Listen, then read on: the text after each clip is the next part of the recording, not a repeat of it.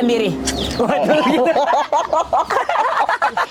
Okey, Dah. Okey, hai semuanya. Tadi ke? okey, teruskan. Okey, selesai sudah podcast kita hari ini dengan Azmin. Okey, hai semuanya. Bertemu lagi kita dalam podcast Borneo Komrad. Hari ini kita bersama sahabat baik saya yang ada di Semporna, satu-satunya. Jadi ini adalah Azmin Maksampulna. Nah, jadi Bahasa Inggeris. ini adalah manusia yang paling sibuk sekarang ni di dunia, di Semporna khususnya. Jadi hari ini kita dapat peluang lah untuk memaksa dia untuk duduk di sini. Dia mau singgah sebentar sebenarnya. Dia mau bincang pasal projek pengurusan sampah, tetapi kita mempergunakanlah dia untuk kita punya pengisian di YouTube. Okey, Azmin, apa kabar, Min? Okey. Sihat, Min? English kan, English. Ya, are you okay? Sorry. Okey. Saya juga lepas tu Apa yang kau sibukkan sekarang, Min? banyak masalah yang sedang disibukkan di Semporna macam biasa.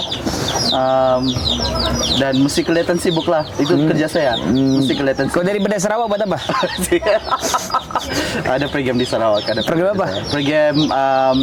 Ada program dengan Sarawak Forestry Corporation. Dia lebih kepada macam biasalah laut, pemeliharaan marine. Azmin sebenarnya daripada organisasi Reef Check Malaysia. Koordinator kan, Min? Pengurus program di Semporna. Pengurus program di Semporna. Jadi aku rasa aku kenal Azmin 2019 mungkin ya. 2019 kita jumpa, Min. COVID. Sebelum Covid kan? Sebelum COVID 2018. 18 lah macam itu. Jadi sebenarnya waktu aku datang Semporna, aku tercari-cari juga individu-individu yang bergerak aktif di dalam sama ada organisasi sosial ataupun dalam sekitar lah. Bila Azmin datang, awal-awalnya dia mau temu bual pasal stainless, kan? Kita jumpa dan dia ajaklah ikut beberapa program-program alam sekitar. Min, Kena paksa sebenarnya. Aku banyaklah dipaksa-paksa dengan dia. Sebelum kita pergi kepada kerja-kerjanya dan bercerita, mungkin aku mau tanya pasal hal-hal pribadi dulu, Min. Aku ni memang suka menyebut hal-hal pribadi. Mungkin kau boleh ceritakan pasal dirimu, Min. Kau siapa, dia berada tinggal mana? Aku Azmin, orang Semporna. Umur baru 28 tahun. Tambah 5.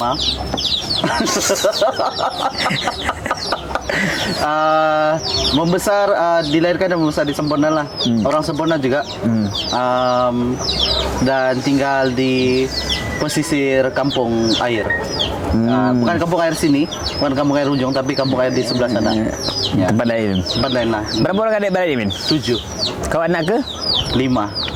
5. Kau ada kakak sama abang lah? Ada.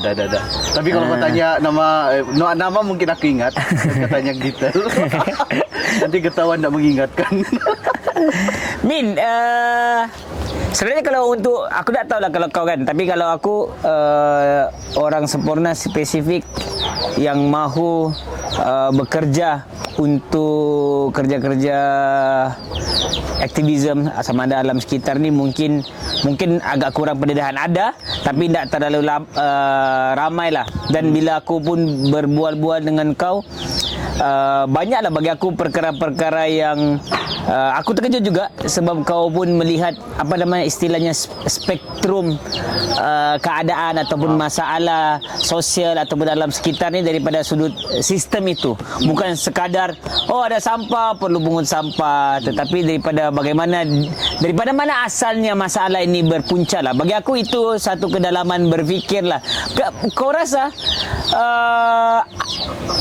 macam mana kau boleh ada wujudnya kesedaran ni? Soalan yang sangat bagus. English? Ya, in English. Can? Tidak. Jadi dia sebenarnya kalau macam sebagai orang Semporna, beratlah saya macam mau explain kan.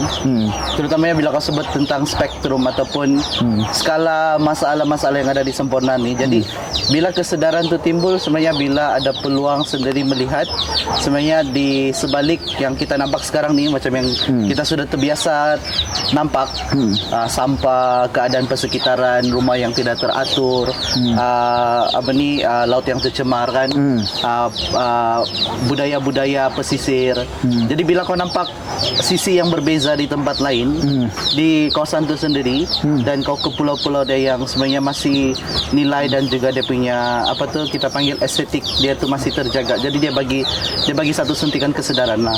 So that was jadi itu yang macam pertama kali mengubah saya sebagai orang Semporna berfikir, sebab rupanya di Semporna ni ada lagi tempat-tempat yang cantik. Dan selama ni kita sudah terbiasa untuk menerima dan juga tinggal dengan keadaan yang begini. Sebenarnya kita boleh ubah. Dan sebelum benda ni ada pun memang Semporna ni memang cantik. Jadi kalau dari isu macam contohlah kebersihan tadi kan, pengurusan sampah. Jadi ada kawasan-kawasan tertentu di Semporna ni memang yang sebelum ini memang terjaga. Jadi sekarang apa yang kita kena buat adalah macam mana kita mau putar balik, mungkin susah, tapi macam mana kita mau capai balik Semporna yang bersih dengan yang indah. Macam yang dululah, dengan mengekalkan budaya-budaya yang kita ada sekarang dan juga ekonomi yang kita ada sekarang begitu. Macam mana keadaan keluargamu ya? Adakah keluargamu ada terlibat dengan kerja-kerja begini? Yang mempengaruhi kau? Tidak juga. Tidak. Mama bapakmu kerja apa? Diorang macam orang biasa, orang yang bekerja. Saya punya bapa meninggal sudah when I was 5, bila saya masa saya 5 tahun. Jadi kebanyakan kami punya ekonomi keluarga tu disara oleh saya punya mama lah. Jadi dia banyak bekerja sebagai sangat banyak. Dan dia pernah kerja sebagai caddy master juga. Caddy master yang bawa orang main golf ni. Jadi banyak kerjalah di KK. Ada satu tempat lah, tapi aku lupa sudah. Kau pernah pindah di KK ke? Pernah. Tidaklah lama. Membesar sekejap di KK, baru datang balik Semporna. Jadi sampai sekarang lah masih di Semporna. Terima kasih. Mantap ni. Ajak ya tadi itu. Itu ajak tu. Okey, ya. Ya, jadi pengaruh daripada keluarga tu memang kurang. Jadi memang susahlah mau cakap kalau ada pengaruh, tapi sekarang apa yang macam kalau dari segi pengalaman tu, apa-apa yang macam contoh sekarang saya dalam alam sekitar kan. Jadi saya cuba tu bawa pergi dalam rumah lah. Jadi kalau saya punya keluarga pun, kalau benda-benda macam contoh haiwan terancam ni diorang tidak makan. Kalau macam dulu telur penyu, ikan pari ni kan semua. Sebab dia satu budaya kan, budaya orang-orang maritim, budaya orang-orang yang tinggal di laut. Kebiasaan. Jadi sekarang memandangkan sebab ada sudah kan dalam keluarga diorang buat kerja alam sekitar. Dan bukanlah sebab mau simpan semua maklumat tu dengan aku juga, tapi berkongsi jugalah. Jadi diorang ada pengetahuan ataupun kesedaran tu sedikit dalam keluarga lah. Tapi sebelum tu sebelum kau ada, yalah aku mau faham macam mana karakter orang macam kau ni boleh wujud kan. Macam aku kan, kita pun biasa buat kem kepimpinan, aku pun buat pasal sekolah. Sebenarnya apa yang kita dua cari adalah macam mana detik-detik orang ni boleh lahir. Kita latih 3 jam ni kalau kita latih orang untuk lahir sebagai sosok pemimpin tu bukan satu benda yang susah kan. Dicubalah bermacam-macam modul dan sebagainya, komunikasi komuniti, bagaimana pengurusan, bagaimana mahu apa skill-skill yang perlu diberikan. Tapi bagi aku kadang-kadang ada hal yang secara tidak langsung, secara organik, secara natural berlaku tanpa sedar kepada sosok-sosok seseorang itu. Itu kenapa aku mau faham macam mana keadaan kau di rumah. Maksudnya bukanlah maksudnya kesedaran dari rumah tu terus ada kesedaran alam sekitar, tetapi karakter itu. Adakah kau melihat mamamu yang mandiri menyebabkan kau pun menjadi mandiri, ataupun sikap toleransi kau di rumah tu yang menyebabkan aku kena berfikir secara mandiri. Sebab ada orang macam kau kan, bagi aku kau keluar melakukan kerja yang kurang orang lain fikir kerja. Sebab sebenarnya kau ada banyak pilihan kerja seperti stereotip orang biasa kan. Mungkin kerja pejabat yang biasa, kerja office ataupun kerja di dalam alam sekitar, tetapi tidak mendalami kerja-kerja alam sekitar tu. Itu yang kita kena akui lah. Maksudnya sekadar hantar report, buat kerja bila ada projek, tetapi bukan sebenar-benarnya mau melihat keadaan. Sebab bagi aku, kau ada kerja yang official kau buat secara rasmi, tapi kau ada bayangan yang lebih besar daripada kerja yang itu.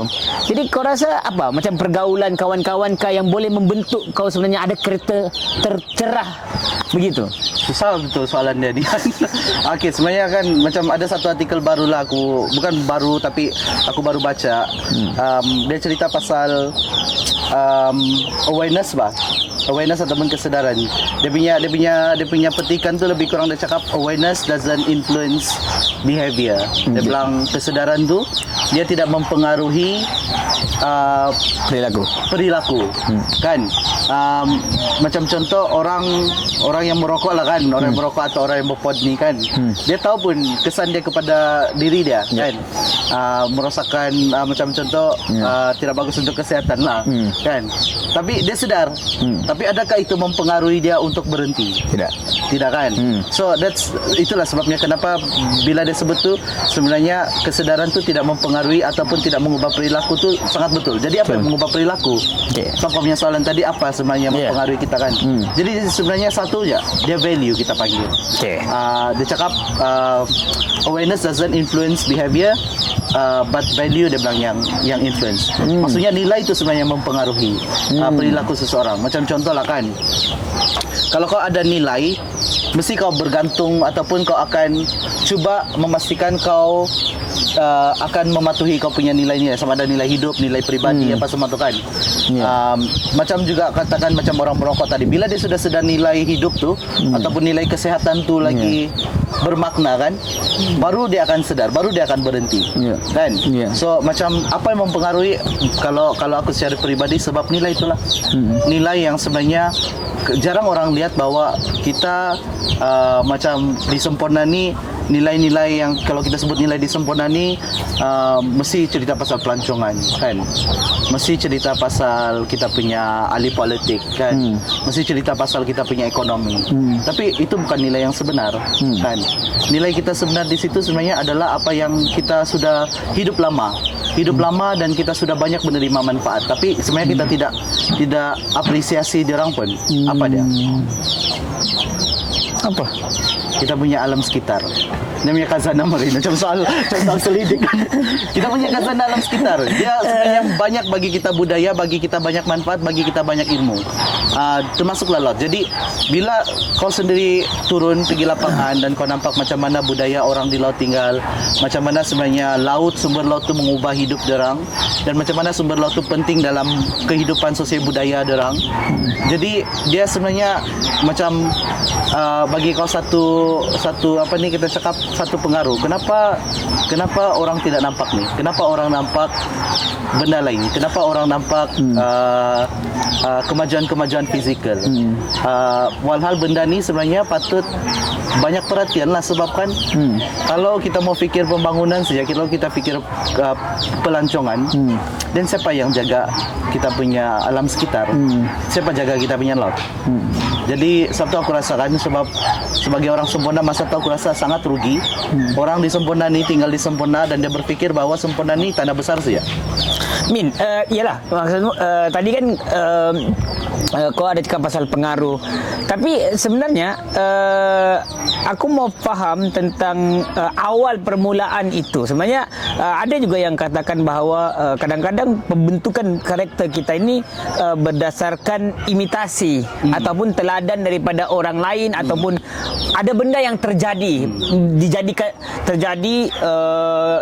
ialah kalau rumah kita bagaimana kita meneladani keadaan. Contohnya rumah kita dipecah masuk, kita mungkin lebih letak banyak lagi kunci supaya tidak dipecah masuk. Contohnya rumah kita terbakar, kita lepas ni kena berhati-hati untuk matikan api dan sebagainya. Tapi bagi kau, yang aku faham lah kan, kau ada ikut satu program di sekolah waktu tu. Lepas tu daripada kau baca? Daripada satu organisasi tu kau dapat kau menang kah? Kau menang aku rasa tu program kan. Waktu tu kau tingkatan 6. Iyakah? Okey, ya. Kata 5 kata 6. Lepas tu kau ikutlah program. Adakah sebelum itu sebenarnya kau ada sudah perbincangan dengan kawan-kawanmu di sekolah bahawa cantiklah sempurna, sepatutnya kita jaga sempurna, ataupun selepas program itu pun kau didedahkan dengan banyak aktiviti-aktiviti, awalnya sebenarnya tidak pun terlalu fikir untuk buat perubahan, atau macam mana sebenarnya? Jadi kalau macam dari segi pengaruh, macam contoh lah kan, terlampau panjang bah. Okey, satu daripada camp, macam contoh daripada situ dia tidaklah macam kita cakap mengubah secara total kan. Tapi dia bagi satu kesedaran yang sebenarnya di Sempurna ni kita punya pulau sangat cantik, terumbu karang kita sangat cantik. So that's first. Jadi tapi dia tidak semestinya aku terus aku mau selamatkan Sempurna, tidak. Kan? Tapi disebabkan aku ada peluang untuk pergi lapangan dan bekerja dalam alam sekitar ni dan bertemu orang kampung. Ada beberapa peristiwa yang sebenarnya dia membantu untuk macam dia bagi bagi satu matlamat kepada kau yang apa sepatutnya kau perlu buat kalau kau sudah berkecimpung dalam benda ni. Macam contoh bila macam lama sudah kan aku buat kerja-kerja alam sekitar ni. Aku pernah kerja dengan WWF. Dari situ aku buat banyak program kesedaran dalam sekitar. Jadi aku banyak bertemu dengan orang-orang kampung. Sama juga sekarang aku bekerja di Reef Check Malaysia. Dan juga sebelum tu memang di Green Sempurna lah, lama kan bekerja volunteer di Green Sempurna. Jadi satu benda yang aku perasan adalah kebanyakan kerja-kerja alam sekitar kita ni sebenarnya kurang betul orang kita sendiri buat. Tidak orang sempurna yang buat. Masa tu memang tidak orang sempurna buat. Jadi siapa jalankan kita punya program-program alam sekitar? Siapa yang menjaga kita punya laut? Orang luar. Bukan orang sempurna. Seharusnya orang sempurna mempunyai peluang lah kan, ataupun sepatutnya orang sempurna lah yang buat kan.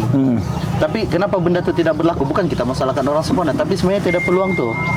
Tidak peluang untuk orang sempurna terlibat dalam mengurus sumber derang. Jadi bagi aku kan itu satu macam satu panggilan lah kan.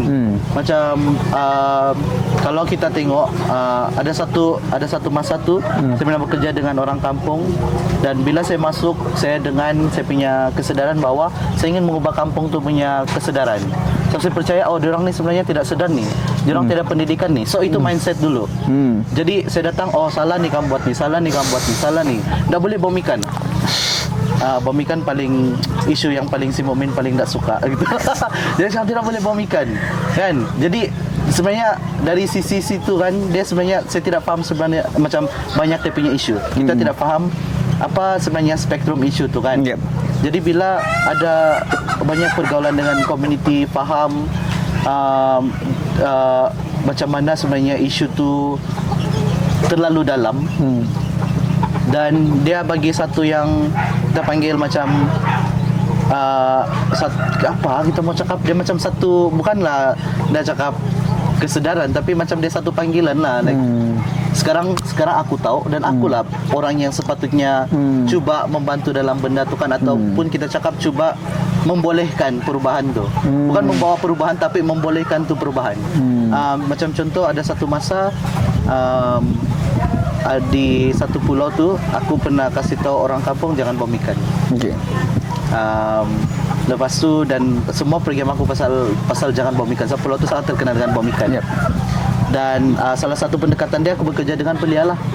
Kan.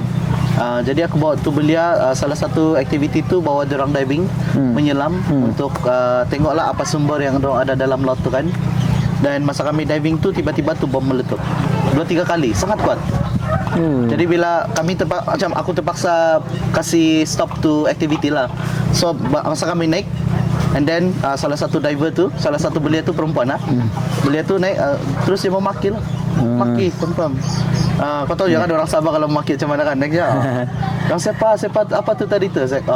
Itu bom ikan lah. Lagilah dia mau maki. Kan kenapa membom ikan dekat dengan orang menyelam di pulau lagi. Terus Komuniti tu.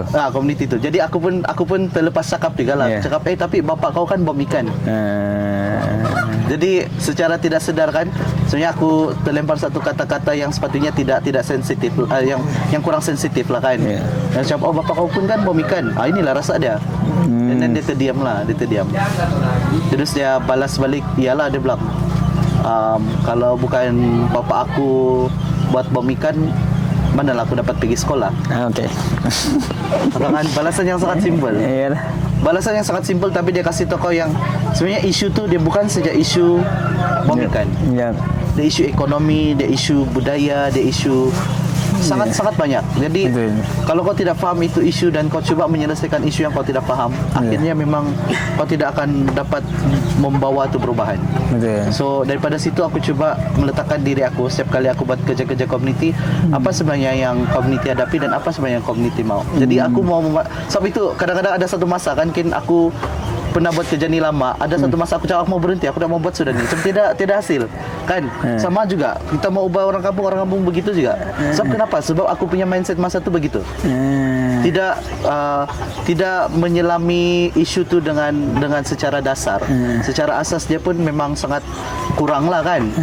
Jadi itulah aku rasa dia masih macam bila aku sudah buat tu benda dan aku sudah faham dan sejujurnya dapat membantu bawa perubahan walaupun kecil, dia sudah bagi motivasi yang okey, banyak lagi aku kena buat, terutamanya di Sembonan ni kan. Tapi yang paling penting adalah macam mana apa yang aku rasa ni, pengalaman yang aku dapat ni, aku boleh pula bagi peluang kepada orang lain untuk membantu bersama. Sebab itu yang kau tanya tadi kan, macam mana kita mau pengaruhi orang lain supaya buat benda yang sama. Sebab kita sudah ada pengalaman tu. Jadi pengalaman tu sebenarnya yang bagi kita kesedaran, semangat dan juga pengetahuan macam mana benda ni sepatutnya kita buat kan. Kalau kita bagi orang lain buat, macam kau cakap, kerja sekadar kerja lah kan.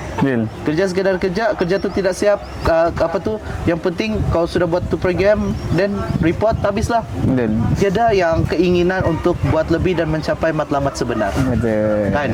Jadi ada banyak pengalaman aku di mana orang buat kerja sekadar kerja, buat program sekadar program hanya untuk mengisi maklumat dalam laporan kan. Jadi bagi aku sebagai orang Semboyan tu kadang-kadang aku geram lah kan. Satu, sumber kita. Kedua, kau buat tapi kau tidak membuat sebarang perubahan kan. Kerja sekadar kerja.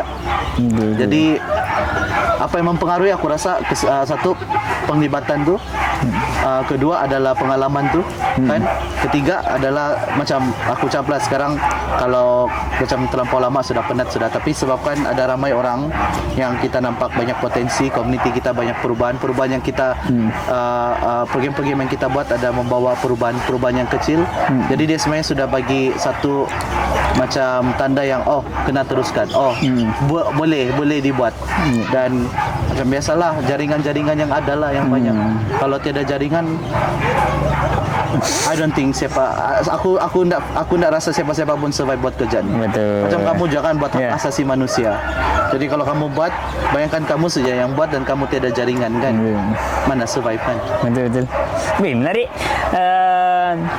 Aku itulah cakap tadi, aku kenal dengan Azmin 2019 dan dia bawa 2018, lepas tu 2019 dia bawa aku pergi ke sebuah pulau untuk program kem kepimpinan alam sekitar pesisir pantai.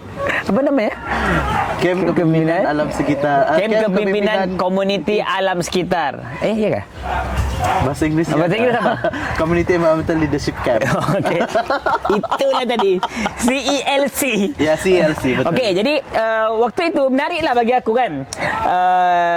Sebenarnya aku faham sebab aku pun sebelum-sebelum ni waktu di UMS pun banyak tahu pasal aktivis-aktivis atau NGO-NGO alam sekitar lah. Kita memang kenal dengan, kalau macam di Sabah kita tahu pasal PAKOS, kalau di Semenanjung kita rapat dengan Kuasa, lebih kepada hutan lah sebenarnya, dan melihat juga bagaimana program-program projek-projek lebih politikal lah, maksudnya anti tambak, bagaimana kalau di Pulau Pinang dan sebagainya. Tapi bila kenal Azmin, dia bawa aku pergi program alam sekitar, banyaklah sebenarnya diskusi-diskusi yang berlangsung untuk saling faham lah bagaimana aktivis sosial dengan aktivis alam sekitar ni sebenarnya perlu jalan selari lah, kan? Betul. Yang sebenarnya bagi aku sebagai aktivis sosial perlu memasukkan kesedaran-kesedaran alam sekitar di dalam modul pendidikan, sebab mau tidak mahu selain manusia dipertahankan, alam sekitar pun perlu dipertahankan. Berbalik juga kepada aktivis alam sekitar juga, kan? Masalah isu bom ikan tadi, sebenarnya kita semua bersetuju secara literal. Tidak ada orang yang mau, sebenarnya kalau kita punya kesedaran, kita memang langsung tak bersetuju dengan bom ikan ni. Cuma untuk menunding jari 100% tanpa melihat kondisi sebenar dan bagaimana, apa alternatif lain yang kita boleh wujudkan, apa alternatif kepada orang tersebut, kan? Apa bayangan dia, sebab mau tidak mau paksalah macam mana. Sebab bagi aku, orang kampung tahu bah pasal akta ni, tahu bah benda ni salah dan boleh ditangkap dan sebagainya, kan? Tapi kenapa dia terus buat? Bermakna ada hal yang terjadi di belakang. Dan bagi aku, orang yang bom ikan, yang biasa orang kampung yang kita kenal lah, skala kecil ini, dia tidak membawa keuntungan menyebabkan dia kaya pun, kan? Mungkin ada keterdesakan lain yang menyebabkan dia bom ikan. Bukan kita menghalalkan dia, cuma ada beberapa perkara yang sebenarnya kita nak, cukuplah bagi aku untuk memutuskan generasi seterusnya adalah kita kena fikir juga macam mana pembangunan belia ini, kan, supaya dia boleh putuskan generasi ini, kan? Jadi itu yang aku rasa kem kepimpinan tu sangat menarik. Kita sudah buat beberapa kali. Jadi modul-modul alam sekitar tu dimasukkan juga dengan modul-modul sosial, kan? Sehingga mampu menariklah ramai peserta-peserta itu menjadi facilitator, menjadi orang-orang yang membangun organisasi, projek-projek di dalam komuniti. Min, mungkin kau boleh cerita, Min, sekarang kalau spesifik ya di Semporna, apa projek yang sedang dibangunkan? Yang aku tahu lah sekarang kamu ada di Larapan, di Mabul, di Kulapuan masih ada? Kulapuan. Selakan. Mungkin kau boleh cerita spesifik apa projek-projek sekarang tengah dibuat? Wow. Jadi kalau di bawah Ripsek Malaysia itu salah satu badan bukan berkeuntungan, orang selalu refer sebagai NGO. Dia adalah tempat kerja saya lah secara full time. Jadi di Semporna sebenarnya kita ada banyak kita punya projek berfokus kepada pemerkasaan komuniti dalam alam marin. So maksudnya kita cuba memberikan peluang-peluang kepada komuniti untuk sendiri terlibat dalam aktiviti pemeliharaan yang boleh membantu sama ada dari segi dorang punya kelestarian pulau tu ataupun dari segi ekonomi dorang lah. Jadi kita ada program projek restorasi terumbu karang. Terumbu karang pun aset yang paling penting. Orang datang Semporna pun mau pergi melancong, orang melancong, diving, snorkeling semua di kawasan terumbu karang, kan? Dan ada banyak kesan yang sebenarnya tidak banyak orang cerita kesan-kesan ni. Jadi salah satu benda yang kita buat adalah cuba bagi peluang dan kesedaran kepada komuniti untuk terlibat sama dalam usaha pemeliharaan terumbu karang lah. So projek restorasi ini ada dengan belia di Pulau Larapan, Kulapuan, Mabul dan juga Pulau Selakan lah. Pada masa yang sama kita juga sebenarnya cuba membantu dari segi masalah sampah, kan? Macam di Pulau Larapan ni sekarang kita sedang membantu komuniti untuk mewujudkan sistem pengurusan sampah berasaskan komuniti. Maksudnya komuniti, sistem tu dah dicuba dan dibangunkan oleh komuniti sendirilah. Jadi pengalaman tu kita ambil daripada Pulau Mantanan ni, projek yang sebelum ini, dan cuba replikasi kepada Pulau Larapan lah. Jadi kalau setiap hari, bukanlah setiap hari, setiap bulan lebih kurang berapa kg? 600 kg sampah diantar keluar. Jadi itu pun masih ada banyak sampah juga kan. Jadi tapi Janganlah kau datang-datang. Masih ada pun sampah. Apa Ristek buat? kita adalah pengalaman. Saya rasa Mumin pun ada pengalaman. Orang bila kau ada buat program pengurusan sampah, and then orang datang tempat kau, and then cakap, oh masih pun ada sampah, jadi apa yang diurus kan? Jadi tak apalah, itu salah satu kita panggil sebagai motivasi. Kan? Maksudnya untuk improve ataupun perbaiki yang sedia ada. Lepas tu kita ada program di Pulau Selakan juga yang dibantu oleh, yang ditaja oleh kementerian. Dan samalah kita bekerjasama dengan komuniti di sana lah. Dan sekarang diorang sedang giat buat perondaan komuniti. Maksudnya diorang jaga diorang punya kawasan laut supaya dia tidak diceroboh oleh nelayan luar. Jadi sumber tu diorang boleh jaga dan dia bagi manfaat kepada komuniti sendirilah. Dan banyaklah benda-benda kecil yang kita buat juga. Selain daripada kerja yang kita dibayar gaji, kita juga buat kerja-kerja yang kita rasa perlu untuk membantu dari segi perubahan yang lebih kita cakap penting lah di Semporna ni. So kita bekerjasama dengan agensi kerajaan di peringkat daerah untuk buat kempen kesedaran dan juga pengurusan sampah di pesisir. Jadi macam kau cakap, kenapa balik-balik fokus pula? Kita pun sekarang cuba fokus kepada kawasan darat. Sabtu kita pun suka datang ke Borneo Komoran punya kawasan di Kampung Air Ujung untuk cuba kita panggil suntik beberapa program yang kita boleh kerjasama lah. So itu contoh-contoh yang adalah di bawah Reef Check Malaysia. Kalau di bawah Green Semporna pula, iaitu Badan Sukarelawan NGO belia di Semporna, dia lebih kepada pemerkasaan belia lah. Salah satu dia CLC itulah. Dan CLC tahun lalu sudah kita buat, dan kita beri geran mini kepada 7 komuniti punya pasukan untuk diorang cuba sendiri macam mana menjalankan projek di kampung diorang. Dan harap-harap tahun ni ada lagi. Amin. Dan saya rasa penting lah sebab banyak program ni dia bagi peluang untuk diorang sendiri mengubah. Bukan kita mau mengubah diorang, tapi peluang untuk diorang sendiri mengubah diorang punya komuniti. Min, aku selalu baca posting sekarang ni yang aktif, aku rasa Mabul lah kan. Jawatan Kuasa Khas, dan sebelum-sebelum tu dorang Aina kan, punya tim apa semuanya kan. Macam mana? Apa sebenarnya objektif? Sebenarnya aku nampak sekarang banyak ini yang banyak, bukanlah kesilapan yang mungkin tidak difahami. Banyak NGO-NGO yang datang, dia tidak fokus kepada kepimpinan komuniti ini, supaya komuniti itu punya organisasi sendiri, punya pasukan sendiri, dan diorang boleh fikir secara mandiri akan datang macam mana mau mengurus. Mungkin awal-awal ialah kita bantu bagi modul, bagi bengkel, bagi sedikit carikan, hubungkan mereka dengan jaringan, dana dan sebagainya. Tetapi kenapa kau ada niat? Sebab aku nampak kan macam Kulapuan, Larapan, Mabu, macam terserlah apa sudah. Anak-anak mudanya kan. Yang anak-anak muda ni sebenarnya kalau tak dibagi peluang, kita pun tak kenal dorang. Kan? Betul. Dan sekarang ni sampai tulisan-tulisan mereka di media sosial ada yang masuk ditangkap oleh media akhbar. Kenapa kau rasa penting benda ni? Aku rasa banyak soalan berat petang ini. Okey, tidaklah, sebab aku rasakan itu sebab kenapa juga aku masih buat ni benda. Sebab salah satu benda yang aku cuba mau ketengahkan adalah kita mau bagi kepercayaan, kita mau bagi peluang, dan kita mau bagi sumber kepada komuniti itu sendiri untuk buat.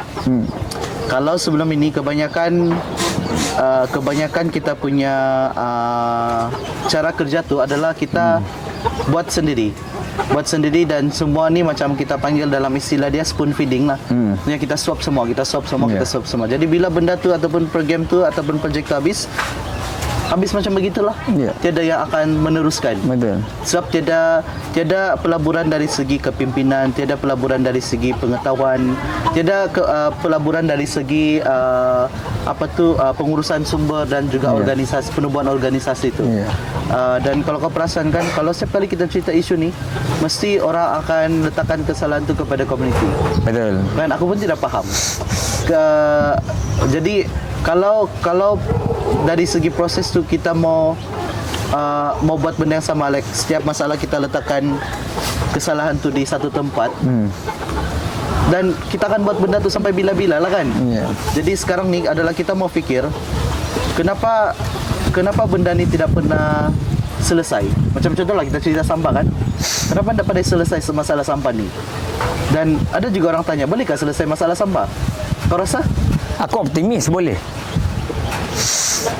Mungkin boleh selesaikan kan. Ada juga orang tanya, okey kita mau kasih bersih, bolehkah bersih sempurna ni?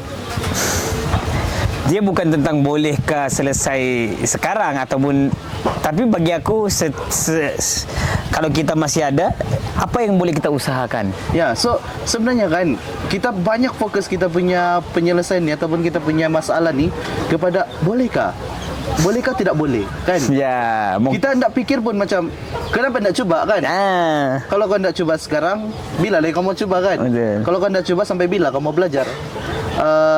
Jadi itu yang sebenarnya kita mau buat. Yang pertama, bila orang letakkan masalah tu kepada komuniti, komuniti ni susah, kesedaran komuniti ni, dia punya mindset, dia punya perilaku kan. Ada satu ketika tu bila kita cakap, mari bekerjasama dengan komuniti, kita bagi peluang kepada komuniti untuk buat sendiri. Cakap, susah ni komuniti, kami sudah pernah cuba, banyak kali sudah kami cuba, tapi masih juga begitu, balik-balik juga begitu. Jadi soalan dia punya tidak juga sebenarnya salah di situ kan. Dia pun tidak salah, komuniti pun tidak salah. Tapi apa yang mendorong dia berfikir bahawa dia tidak boleh bekerja dengan komuniti? Sebab takkan kau mau paksa orang yang tidak minat kerja komuniti, kau mau buat kerja komuniti kan. So when you put the wrong ataupun bukan orang yang sesuai untuk buat kerja komuniti, susah kan. Jadi orang yang kau letak tu mau menyelesaikan masalah komuniti, mestilah orang komuniti kan. Sebab dia tahu serba-serbi pasal komuniti ni. Jadi kebanyakan ni orang yang kau bagi engineer pergi selesaikan masalah komuniti, memanglah tidak selesaikan. Mesti ada minat komuniti itulah. Jadi macam itu kan, kita punya tugas adalah kita percaya bahawa dalam proses untuk menyelesaikan tu adalah mesti komuniti tu diberikan sumber dan juga diberikan pemberdayaan yang cukup. Jadi kalau diorang sudah diberikan kepercayaan bahawa diorang boleh, dan diorang akan selesaikan. Sangat banyak study case, bukan di sini saja, di luar di tempat-tempat lain pun ada. Kenapa komuniti kita ni tidak pernah mengambil inisiatif? Sebab katakan macam contoh di Pulau Mabul tu, diorang mau bersihkan sampah kan. Kau rasa adakah orang kampung tidak mau nampak pulau dia cantik? Mana ada. Tidak kan? Jadi kalaupun diorang kutip sampah diorang bayangkan ada 4,000 komuniti. Satu komuniti, satu orang boleh dalam satu kajian ada cakap 0.2 kg per setiap hari. Bayangkan tu berapa ratus kg sehari perlu diatur. Sampah mau buang mana? Tanam, kacau orang punya sumber air kan. Tanam, marah pula pelancong, buang lagi lah marah pelancong. Jadi sebenarnya mau apa? Kan? Jadi kalau kita tengok dari masalah itu susah lah kan.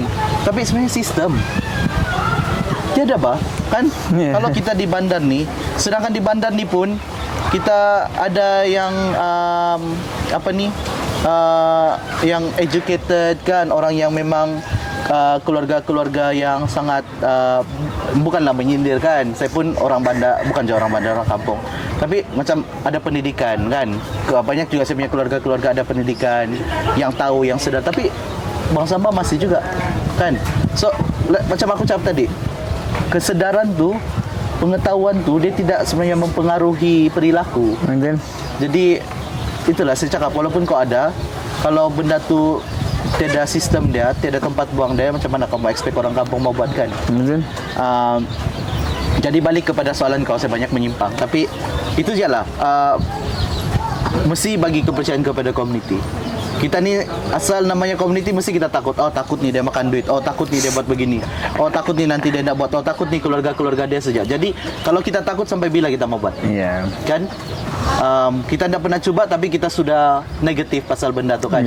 So bagi kepercayaan, bagi sumber. Kan kalau kau cakap percaya saja, manalah selesai masalah kan. Saya percaya nih Borneo Comrade boleh bersihkan kawasan belakang kampung air ni. Saya sangat percaya. Dan kamu kena percaya kepada diri kamu. Sebab kepercayaan tu boleh mengubah. Tidak. Hakikatnya tidak. Sumber tu perlu ada. So kau percaya, bagi kepercayaan okey, bagi pemberdayaan okey. Sumber tu juga perlu selari. Kan? Kita bercakap ni dengan komuniti yang hidup, kita cakap esok pun diorang tak tahu adakah diorang punya beras atau tidak. Beli gula pack-pack 20 sen, 50 sen, beras 50 sen RM1. Jadi kita mau cakap diorang boleh selesaikan diorang ada sumber sendiri, memang tidaklah. Kan, jadi dari segi proses, dari segi sistem tu memang banyak yang perlu diperbaiki. Jadi kalau kita mau menyelesaikan masalah, pemberdayaan komuniti, sumber kepada komuniti, memberi kepercayaan kepada komuniti untuk buat sendiri, dan sokongan lah. Ya. Jadi itu yang sebenarnya kami cuba buat. Kami bagi peluang kepada komuniti, sebab bukanlah kami syok-syok sendiri kan, macam kami cakap, aku rasa ni komuniti ni memang perlu pemerkasaan ni. Komuniti ni perlu kepimpinan ni, komuniti ni perlu pengetahuan. Tidak, sebab pengalaman kami bersama komuniti, komuniti sendiri yang luahkan. Komuniti sendiri yang minta. Jadi apa yang kita panggil ni, kita panggil consultation. Kita panggil perundingan dengan komuniti. Bila kita tinggal dengan komuniti, kita tahu apa sebenarnya yang komuniti mahu. Kan? Sebab dalam penyelesaian masalah, kalau kau mau buat cara kau, memang tidak berkesan. Kalau cara kau tidak berkesan, sudah buat apa? Mau paksakan. Jadi tanya komuniti, macam mana mau selesaikan? Bolehkah diselesaikan? Kalau komuniti ada cara, guna cara komuniti. Walaupun tak canggih. Ya, walaupun tak canggih, kan? Kau tak seksi. Ya, kau mau canggih-canggih, mau letak apa semua kan. Tapi macam contoh, kau mau selesaikan masalah air. Isu asas air lah kan. Bukanlah, aku nak mau sebut yang di bandar lah. Masalah air di bandar lagi lah. Aku rasa kita cakap panjang pun kalau orang susah mau faham, susah juga mau faham kan. Tapi cerita yang di pesisir lah, masalah air kan, di pulau. Okey. Kau punya penyelesaian sebagai engineer dan orang yang terpaling mahir adalah menyediakan desalination system ataupun penyagaraman, teknologi penyagaraman air kepada komuniti di pulau. Okey, bagus sebenarnya kan. Teknologi itu sangat bagus. RO kan. Siapa tak mau kan teknologi? Kalau dimanfaatkan dengan betul, kalau diselenggara dengan betul.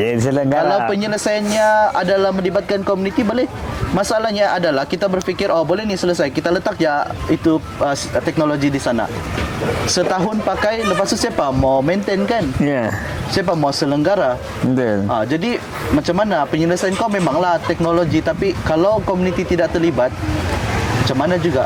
Jadi ada juga orang tanya, kau tak mau teknologi kah? Mau, siapa tidak mau teknologi?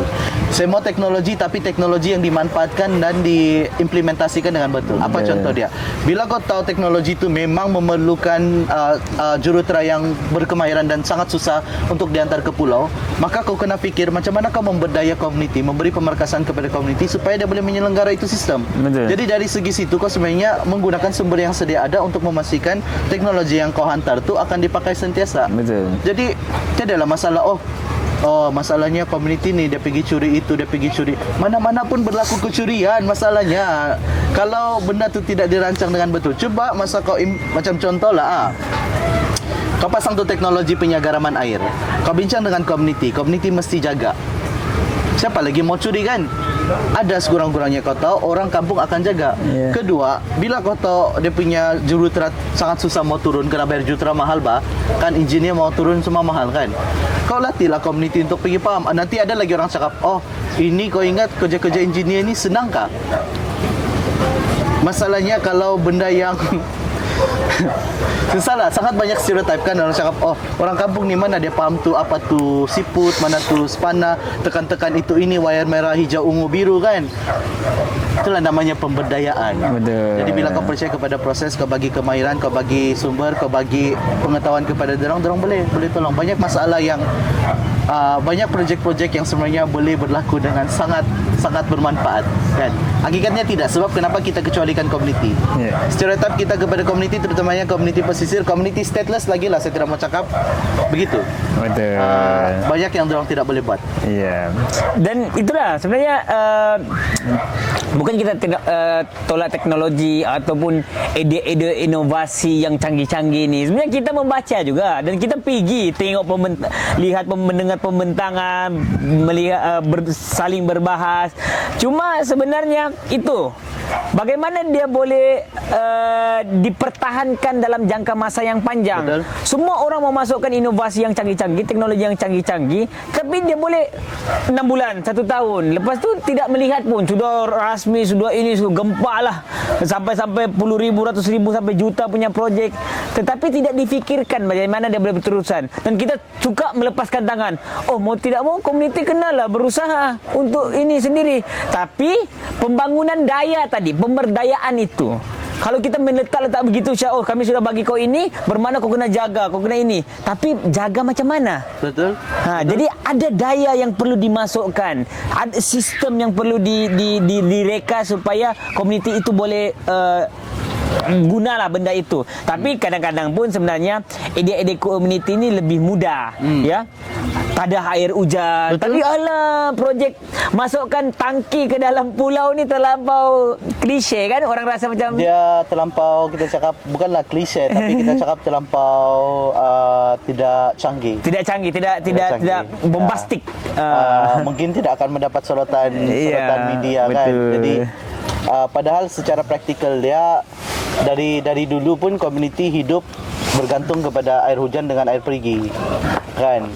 Tapi disebabkan kenapa, itulah kadang-kadang kan kita cakap kenapa tiba-tiba pula menjadi isu kan. Ya.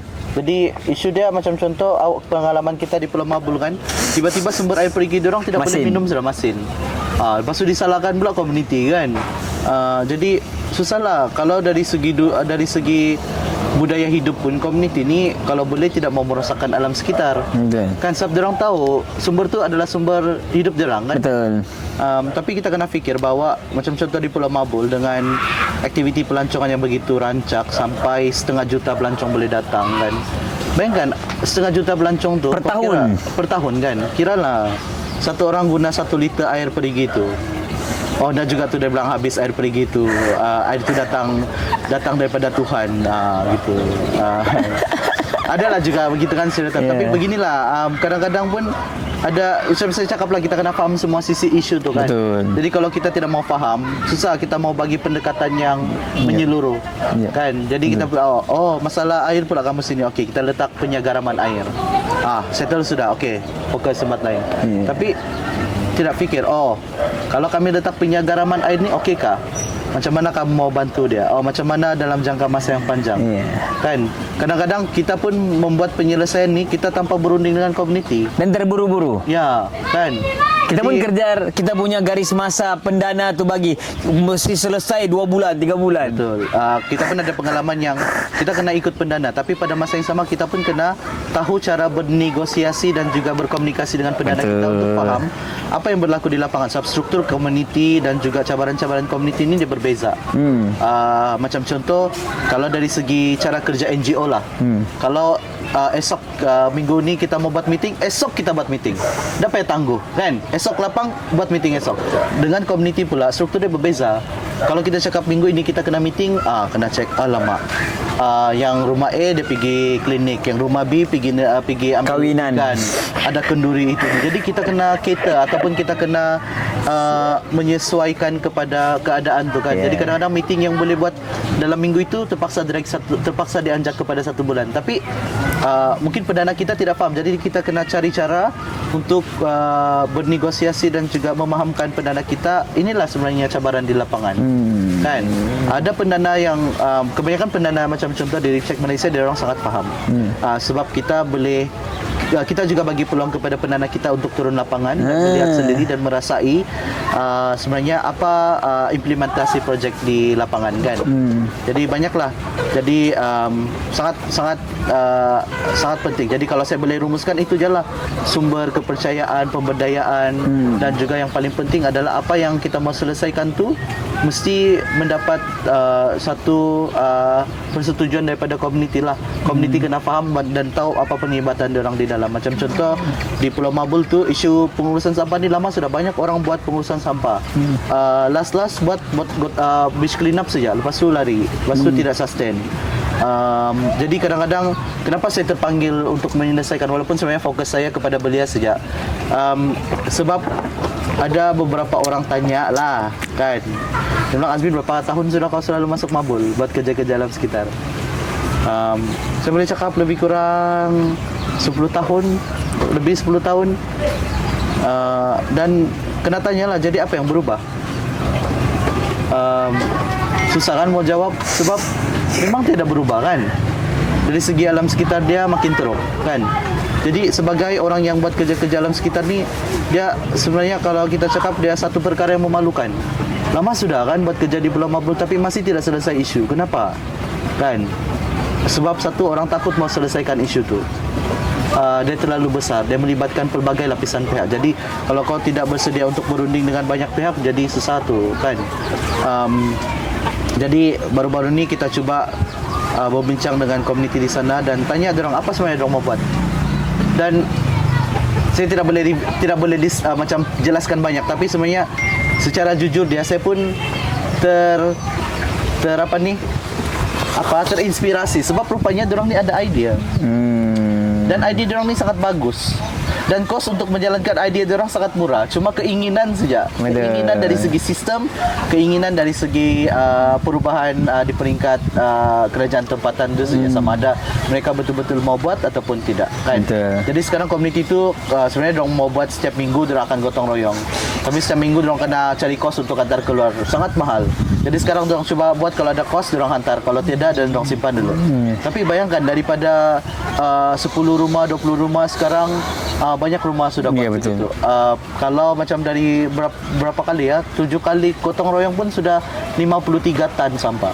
Bayangkan 53 tan sampah. Ya. Gila lah. Bukanlah kita cakap 53 tan itu sebagai indikator kejayaan, tidak. Orang tanya, kalau orang tanya saya, jadi apalah yang berubah? Berubah dia adalah orang punya perilaku. Orang sudah mula bersihkan dorang punya kawasan bawah kolong rumah. Dorang tidak perlu tunggu jiran dia sebelah buat baru dia buat. Tidak, dorang memang tahu sudah dorang kena bersihkan. Jadi itu perubahan, itu indikator yang kita mau, bukannya berapa jumlah sampah yang kita telah terkeluar. Sebab indikator itu terlampau subjektif dan kalau kita ukur berdasarkan jumlah sampah dan kita rugi. Yang kita kena tahu adalah adakah kepimpinan tu semakin tinggi, komitmen tu semakin tinggi, perubahan tu semakin tinggi dan juga kesedaran tu semakin tinggi. Itu sebenarnya indikator yang patut kita buat. Jadi kalau tidak berubah, dan kita kena buat lagi lah supaya berubah kan.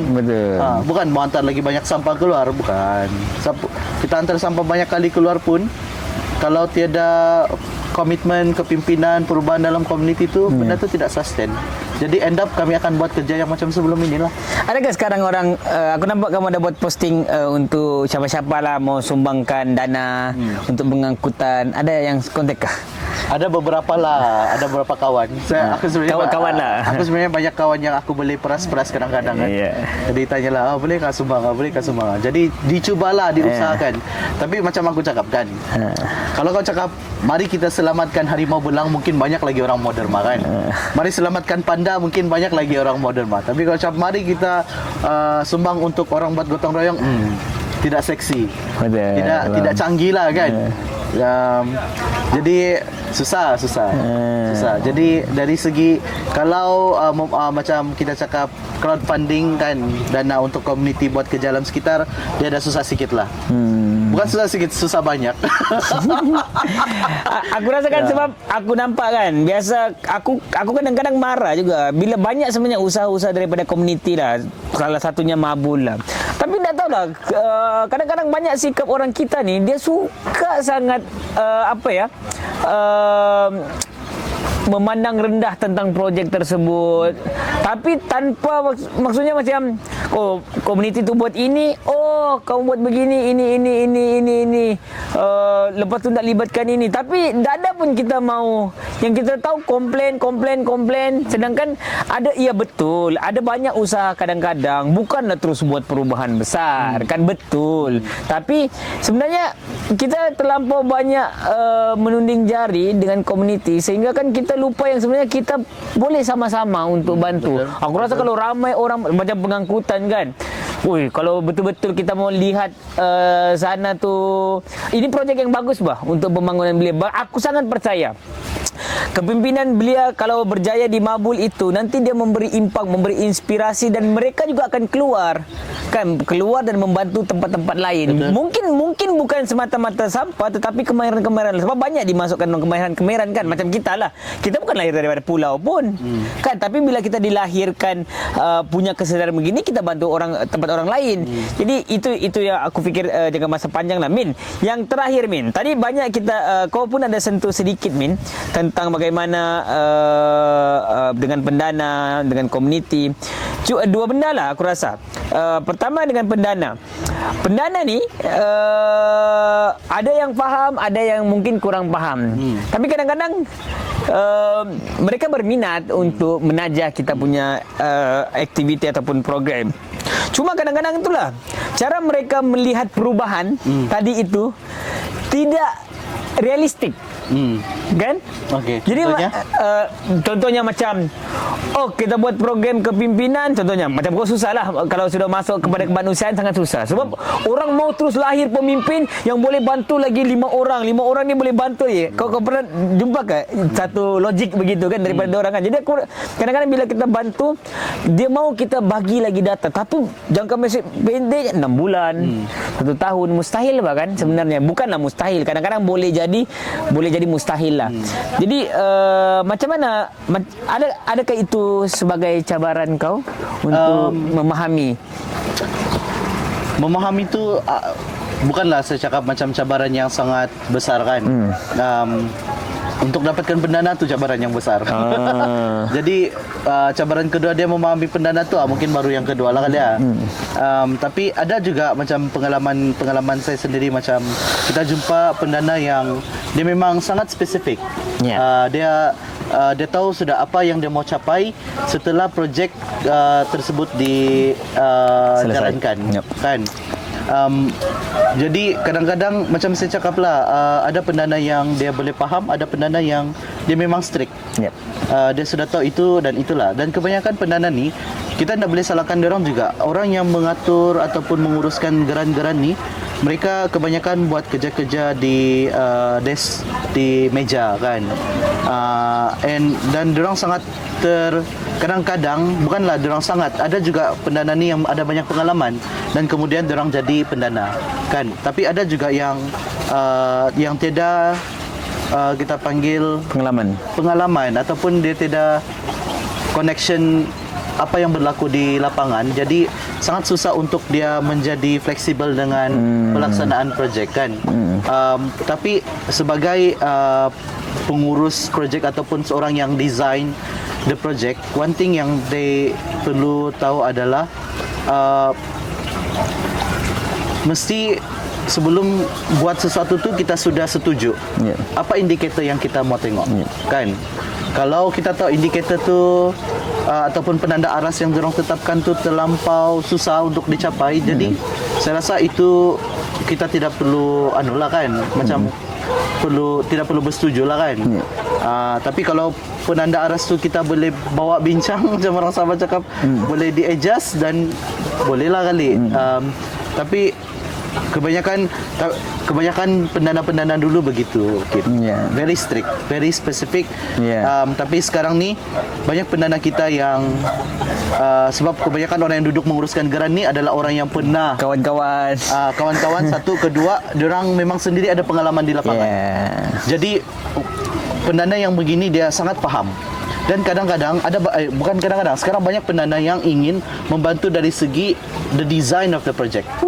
Maksudnya dari segi bodoh kan.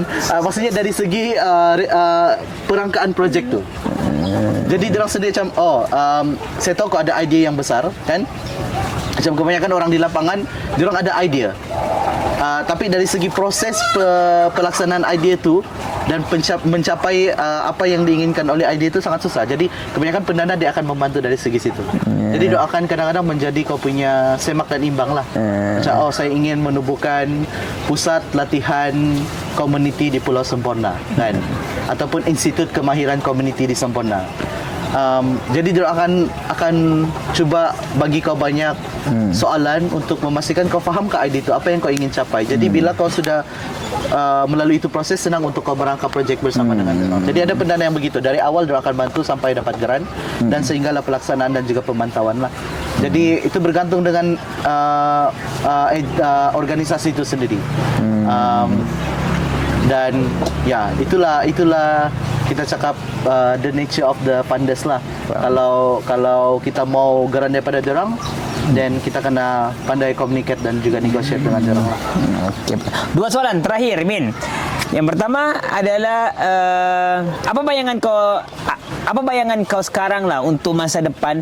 Maksudnya yang perlu dibuat untuk sempurna ini, kita perlu bangunkan lebih banyak organisasi atau melahirkan lagi banyak kepimpinan daripada macam mana sekolah-sekolah kerajaan ke apakah untuk menampunglah apa yang kerja-kerja. Aku rasa kalau adalah beberapa organisasi buat ni masih lagi tak cukup besar kan untuk buatkan. Ada kebayangan kau perlu lagi ramai lagi, perlu wujudkan banyak lagi organisasi ataupun perlu banyak lagi lahir orang-orang yang ada kesedaran untuk buat benda ini.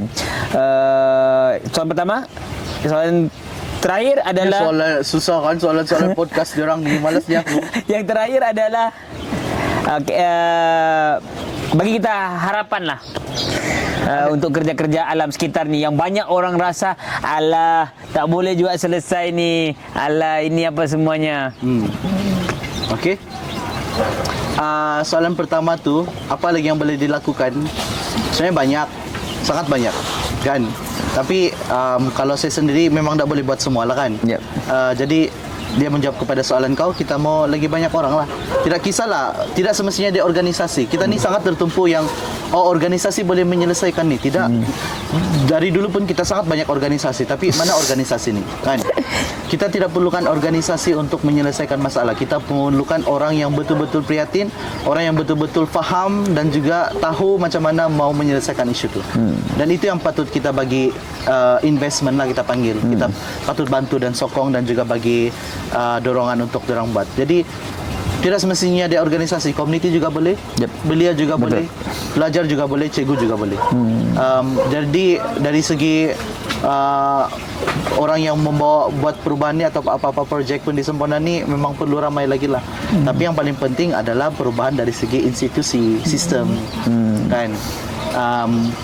Kalau kita berhabis macam mana pun kita mau mengubah orang komuniti kita, tapi kita masih terikat dengan sistem. Kita tidak berani untuk keluar daripada sistem. Kita tidak berani untuk potong itu sistem. Sampai bila-bila pun kita akan masih ada cabaran yang sama. Sebab contohlah, kau mau ubah masalah sampah, tapi sistem kau sudah bagi tahu bahawa kita tidak boleh bagi perkhidmatan pengurusan sampah kepada komuniti di pulau dan juga pesisir. Sistem sudah ada di situ. Dan kita sudah terikat dengan sistem tu. Tapi kita sebenarnya kalau kita mau mengubah, apa kita patut ubah? Bagilah pengurusan sampah kan. We need, macam dia macam kalau kamu buat sesuatu, buat kan. Tapi dia akan cakap, saya mau melangkah keluar daripada bangunan ni. Tapi kalau saya melangkah keluar daripada bangunan ni, banyak saya boleh buat. Tapi kalau saya melangkah, saya against the system. Saya sudah membelakangi sistem. Saya telah menggugat itu sistem. Kan? Banyak sistem-sistem ni, sejujurnya sebagai orang sempurna, banyak sistem ni yang terlalu kita cakap lama dan terlampau macam orang cakap bodoh lah juga kadang-kadang. Lapuk betul. Mau cakap jumut macam kadang-kadang apa tu jumut kan. Dia terlampau jadi inilah perubahan institusi, perubahan sistem. Jadi macam mana sangat banyak kena buat kan. Dan ada orang cakap bagus masuk politik lah kan dan ubah dari dalam. Tu lain cerita lagi lah. Masuk politik. Azmin. Ada juga orang cakap kita tunggu orang muda menjabat jabatan dan membuat perubahan. So orang muda ni sekarang dia banyak pengetahuan dan pandangan yang berbeza dan tahu cara pelaksanaan yang berbeza. Tapi kita kena faham selagi kita tidak ubah sistem tu, orang yang masuk dalam mana-mana tu pun dan menggunakan sistem yang sama akan terpengaruh dengan sistem yang sama. Jadi dari segi perubahan institusi, perubahan sistem tu, karena itu pun salah satu yang paling perlu diberi fokus lah. Macam contoh, kalau mau selesaikan masalah sampah lah, paling dekatkan supaya orang boleh relate.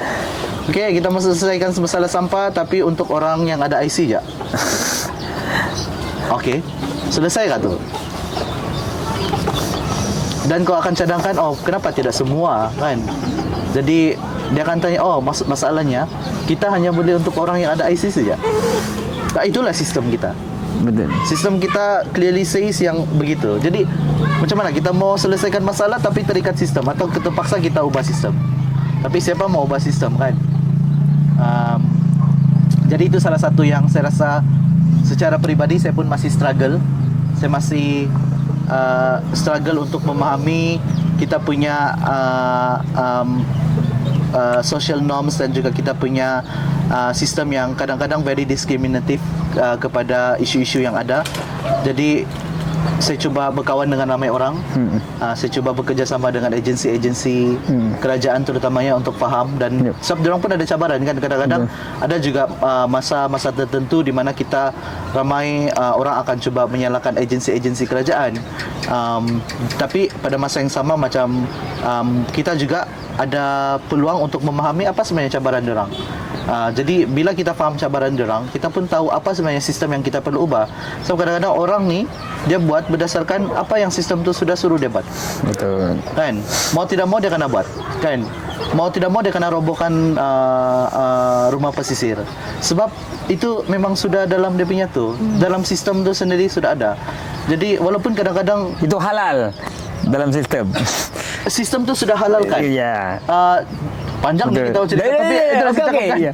Tapi yang saya mau kasih tahu adalah tiada orang di mana-mana ni pun yang suka melihat penderitaan orang lain, kan? Jadi ada semestinya orang macam contohlah kan isu baru-baru ni, tu kucing pergi kencing sudah kamu punya baju. Tapi ya macam isu baru-baru ni. Jadi apa pendapat diorang? Diorang sendiri kasih roboh lah, kata mestilah diorang akan rasa sedih kan. Betul. Jadi diorang tak tidur malam. Tapi mau buat apa? Itu sistem sendiri sudah design for that. Jadi kita kena ada lagi ramai orang muda, orang-orang yang dulu berkobar-kobar mau masuk politik, mau buat perubahan. Harap-harap diorang masih ada di luar sana dan boleh membuat perubahan ni, sebab diorang yang menjadi harapan. Jadi saya harap diorang tidak kan diorang sedang berenang dalam arus perubahan ni. Jadi saya harap diorang tak lemas lah kan, dimakan oleh politik yang sangat mengecewakan juga kadang-kadang. Tapi ya, kita berharap ada lagi orang muda akan buat dan membantu perubahan dari segi institusi dan juga dari segi sistem. Daripada saya sendiri peribadi, saya akan teruskan kerja dengan komuniti, membangun komuniti, membawa komuniti itu sendiri percaya bahawa diorang boleh buat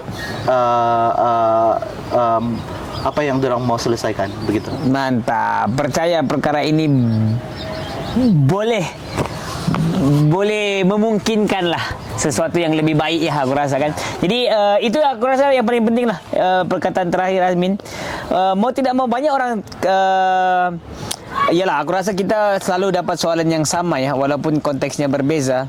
Bolehkah selesai kan? Jadi sama juga macam ini kan, betulkah boleh berubah daripada sekolah? Walaupun orang cuma melihat projek sekolah saja kan, ada nilai. Terus kau bilang, boleh kau bagi saya duit? Okey, berapa? 2 juta. Tapi okey boleh, tapi bagi duit dengan orang lain. Maksudnya dia akan dapatkan betul-betul. Macam mana itu? Masalah, betul. Jadi tapi paling penting aku jumpa kawan-kawan, aku rasa ialah kadang-kadang banyak anak muda dia terlalu cepat climax. Baru berapa tahun dia buat, dia rasa tak boleh buat perubahan. Lepas tu salahkan komuniti. Salahkanlah siapa-siapa. Salahkan agensi, salahkan ini, salahkan komuniti. Okey, selepas itu berhenti lah. lebih baik aku fikirkan pasal benda lain, pasal diri. Okey, tak apa-apa, pilihan masing-masing lah. Tapi bagi aku anak muda ni terlampau awal climax lah. Jadi bila aku kan bila aku pergi ke program-program, aku masih nampak beberapa individu yang 50 tahun, 60 tahun masih semangat untuk buat. Dalam hati kan, kita ni acah-acah baru 10, 11 tahun sudah rasa macam lama yang sudah aku buat, kita buat ni kan. Kadang-kadang kawan kan baru 2-3 tahun. Oh, kami sudah di sana sudah berapa tahun, 2-3 tahun, dah ada juga perubahan. Sekali aku nampak kan, oh, kalau yang macam kita punya senior aktivis ni kan, 50 tahun, 60 tahun masih lagi jalan pun tak betul. Bagi kita bengkel pun kadang-kadang bercakap pun tak lurus sudah kan, tapi masih ada idea. Jadi aku fikir macam yang paling penting aku rasa yang ada perlu dengan kita semuanya adalah optimis. Tetap optimis kan.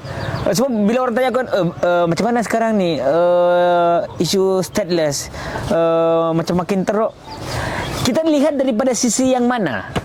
Makin teruknya daripada sisi yang mana kan. Kalau dibandingkan dengan 2015 yang lalu, orang mau cakap benda ini secara terbuka pun susah. Sekarang di bengkel-bengkel conference hak asasi, pernahkah kita tak dengar pasal stateless disentuh? Mesti disentuh. Kan dulu 2015 mau cakap pasal stateless ni, semua orang bergegar-gegar mau cakap pasal benda ni. Jadi bagi aku kalau kita lihat daripada sisi ini, berjaya. Berapa ramai organisasi sudah menyentuh perkara ini kan secara terang-terangan, dan berapa ramai pelajar-pelajar yang sudah berkembang dan sebagainya. Jadi bagi aku tetap optimis lah.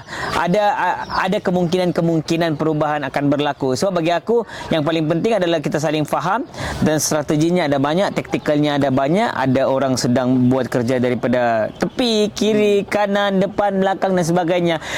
Bagi aku biasalah, ada praktik-praktik yang kadang-kadang bagi aku tidak sama daripada segi prinsip kononnya kan.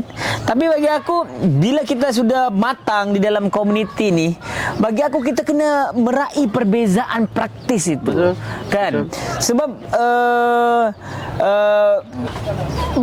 perubahan ni harus datang daripada bermacam-macam sudut. Tanpa merasa kita aja betul. Itu kan? Betul. Ya, kita tidak nafikan lah. Ada orang dan kita menafikan apa yang kita buat, apa yang orang buat itu bagus. Tapi betul tidak boleh. Macam isu stateless lah. Orang persoalkan kami. Bolehkah selesai isu stateless ni dengan pendidikan sahaja kan? Ini kena bagi dokumen. Iya, betul. Kalau kau boleh buat organisasi untuk urus dokumen, syukur. Kita sangat gembira kan.